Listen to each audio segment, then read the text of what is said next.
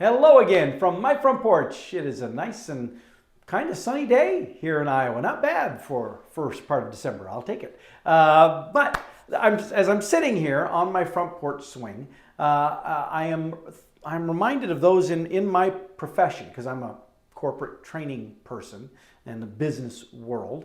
It's a very common refrain, a common statement for people in my profession to say that they would like a seat at the table. I don't have a table here, but I have my seat. And you're all joining me on these. But in that context, when people in my profession are saying we would like a seat at the table, what they're saying is we wish we had a voice in decisions. We wish we were able to influence direction of decisions. Where it comes up is like, the business put some project together and they have representation from all these different departments, things. And they do this, they put this initiative together and then they go, oh, you know what? We probably need some training for this. Let's go ask training. Hey, training, here's this thing we've put together. It's all done, it's completed. Could you develop some training for it, launch in a couple of weeks? Now you think I'm exaggerating. That is what the scenario I just gave you is way close to reality for a lot of folks in my particular profession. So when people in my profession say we would like a seat at the table, what they're saying is we would like to be part of those discussions much, much sooner. We would like to not just be a receiver of what you're throwing at us.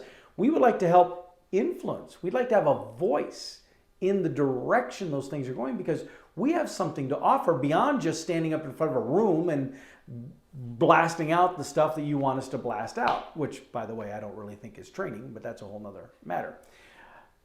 So this concept, though, is not just limited to my profession. I mean, I suspect in probably every profession and every workplace, there are individuals who wish they had opportunity to influence decisions, who wish somebody higher up would listen to them, that they wish somebody would take into account the ideas they have based on their insight and experience of having done a job that those in the leadership roles may not have ever done. And yet they're making decisions about what should and shouldn't be done. And so this is not unique to my profession, but I obviously know the profession really well. So that's why I use that. But we see it come up in other areas of society too. We just had an election and it's all over the place in elections because, prior to the election, get out there and vote, make your vote count, let your voice be heard. I'm a firm believer in that. You should always, always do that. But after the election, then you have people who are frustrated and complain that I don't feel like my voice was heard.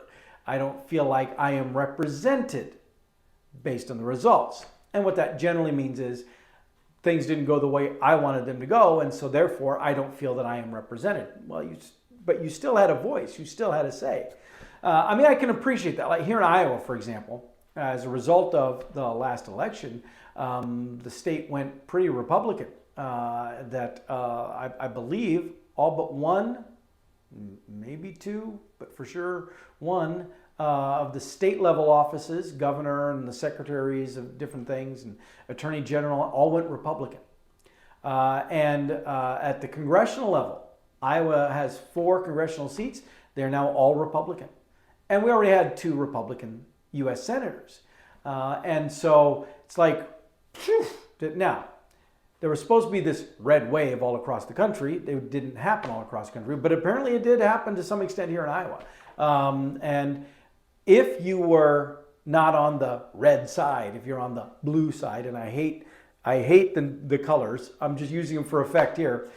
But if you're a Democrat, I can see where you would look at the results of that election and you would say, I don't have a seat at the table. I don't have a voice.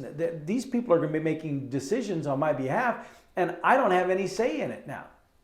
Now that elections are, between the two parties, obviously, 50-50 shot. Both can't win. And the same thing applies in the workplace too. Back to my own scenario. We, in my profession, if we do get a seat at the table, we don't always use it effectively. You see, it's one thing for you to sit back and say, I wish somebody would listen to my opinion. I wish somebody would take me seriously. It's another thing for you to be able to do things seriously. It's another thing for you to express an opinion that is worth listening to. Just because you talk a lot does not mean that what you're saying is right. It doesn't mean that what you're saying is even the best idea. But what you're saying is an idea, and you should put it out there. You need to put it out there, because if you don't, it's possible nobody else is going to say the idea you have. No one else is going to have the view that you have.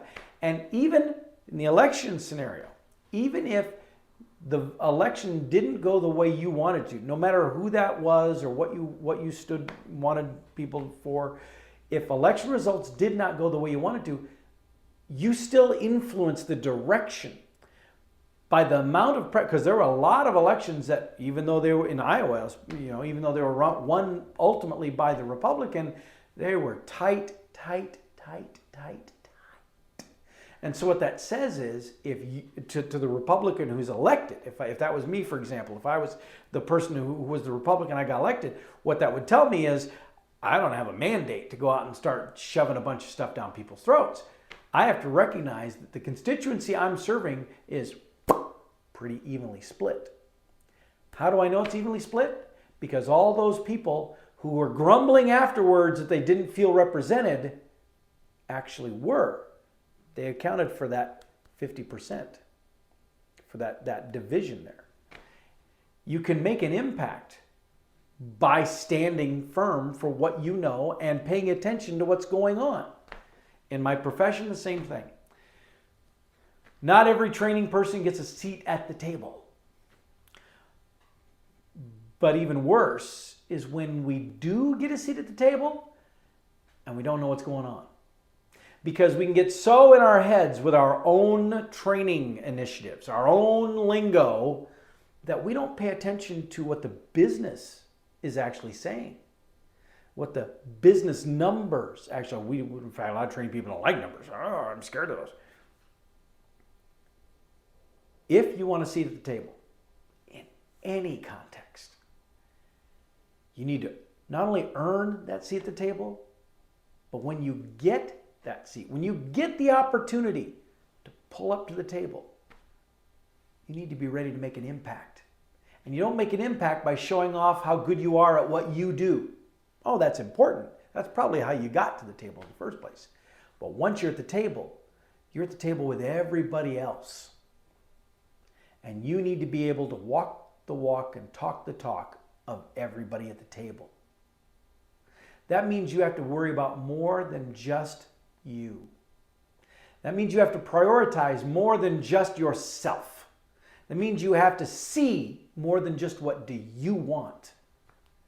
You have to take into consideration those around you. And that's where we take it from a workplace scenario with corporate training, or even a political scenario, to our personal, individual lives. If you sit back and you look at your life, you sit back here on the porch swing and you say, let me ponder where I am at in my life journey. I don't really like where I'm at in my life journey. I wish things were different. It's another variation of, I wish I had a seat at the table. Because when you're saying, I wish things were different, you're saying, I wish I was able to affect a change. I wish I was able to influence the direction. I wish I was able to be part of a new, fresh decision that I would recommend based on the experience I now have. Well, the good thing is, when you're talking about your own life,